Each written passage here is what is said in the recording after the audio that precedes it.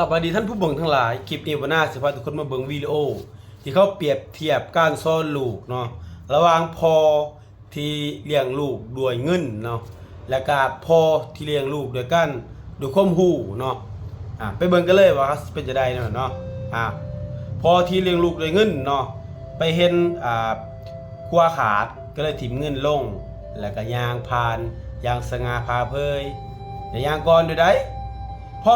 ลูกที่เลี้ยงลูกด้วยความรู้ไม่เห็นคว้าขาดก็เลยห้าใหม่มาตอกเป็นสะพานเป็นคว้าแล้วก็ยางขามนั่นความรู้พอลูกตัวเงินมาเห็นเหืออยากให้เหือไปก็เลยถิ่มเงินใส่น้ำถิ่มจะได้มันก็บ่ไปดิมันถึกน้ำมันก็สลายไปก็จักเช็ดจะได้กับพากันยางนี่ส่วนพ่อลูกที่เลี้ยงลูกด้วยความรู้เห็นเหือจอดอยู่จักเช็ดจะได้เหือไปก็เลยไปห้าใหม่เฮ็ดไม้พายพายไปเรื่อยๆแล้วก็ขึ้นก็พอพายไปเรื่อยๆนี่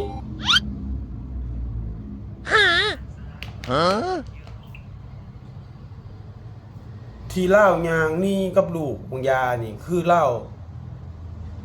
ไปสื่อเหือลำใหญ่ตกลงนั่งไหนนอกบ่ดิไปสื่อเหือลำใหญ่ใหญ่กูเหือซ่องพอลูกที่ฉลาด